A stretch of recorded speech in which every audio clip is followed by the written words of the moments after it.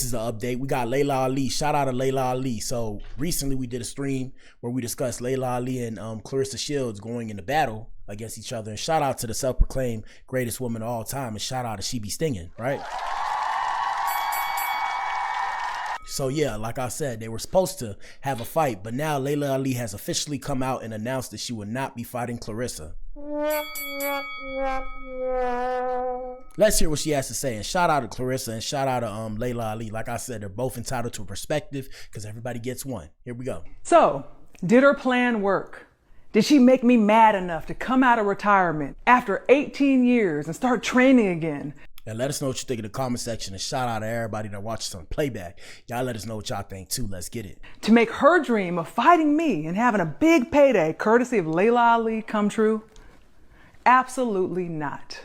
After years of blatant lies and vile disrespect, making unsolicited negative remarks about me, questioning the legitimacy of my boxing legacy, and having the audacity to cross the line by disrespecting my deceased father, trying to use his name to discredit his daughter. Listen, Muhammad Ali would never.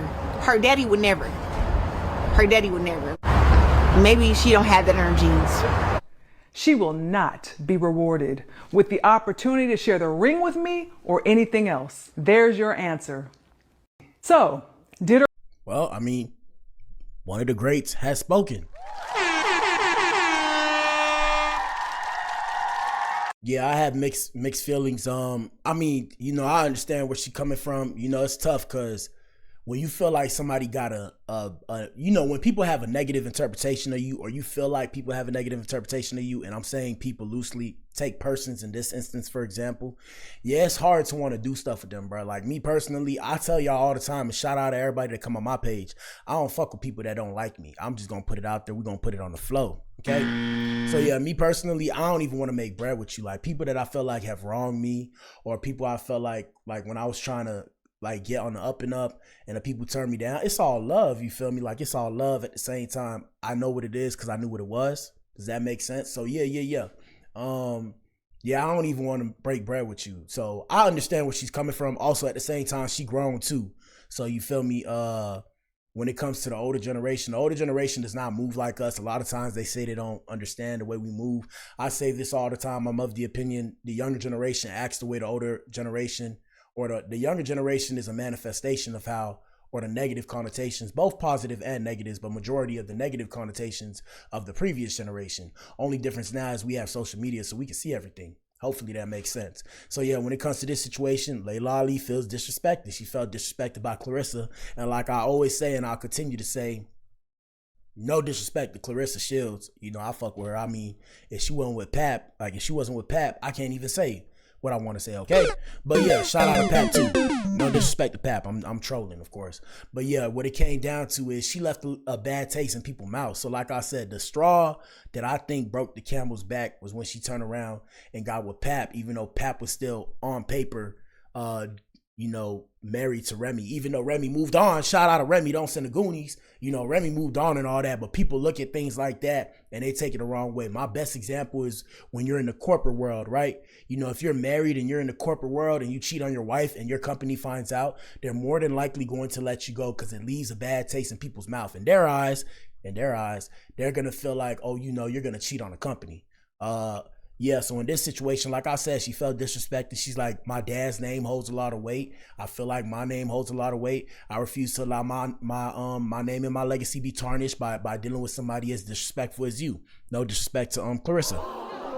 Yeah. You need to leave. And here's a quick reminder of the past. Here we go. Laila Ali has been losing the fight against me for a very long time. And this is when Claressa Shields clapped back at Laila Ali after Laila Ali clapped first. Well, who knows who clapped first? They say that Claressa did it first. Like I said, I'm on Claressa's side only because I'm of the new generation. So I understand in this day and age, you got to kind of, you got to throw shots at people. You got to throw a rock and then hide your hand. Unfortunately, it is what it is, especially seeing now playing the social media game. Like, for example, like I said, today's episode about Krishan Rock, allow me to paint this picture.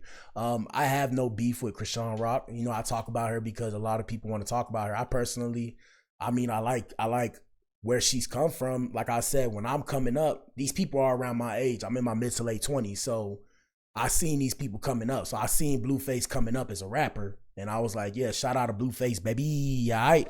You feel me? So even when it comes to what they had and when it comes to her relationships and shit, I just seen, I've been in negative relationships, right? I've been in relationships that were very toxic, and I see a reflection of myself when I look at what she does, right? So that's the only reason why I talk about her. Past that, for some reason, when I talk about her on my page, I get more visibility. I don't know why, but it just is what it is. And y'all can go see all the shit I talk about. For some reason, I'll get more visibility. Imagine, like, I'll talk about Cardi B. If I talk about Cardi B, I barely get any views. Mind you, Cardi B, one of the most looked up women on the planet. For some reason, it just doesn't bring the visibility. When I talk about her, for some reason, it brings the visibility. And that's just, you know, like I said, so it's no shade when y'all hear me talk about her. But you feel me? That's just the game, the name of the game today. Here goes Claressa. And we all know when you start losing the fight, you go below the belt.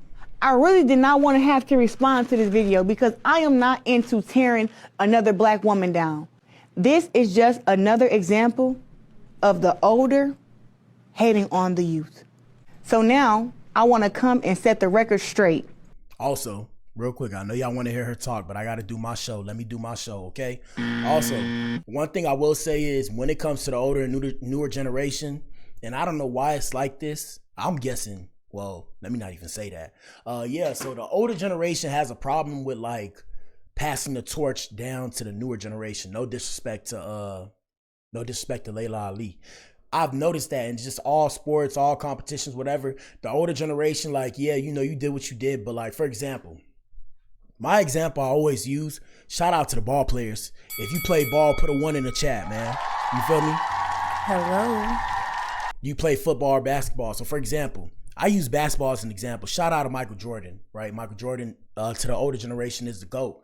LeBron James is the GOAT to me, right?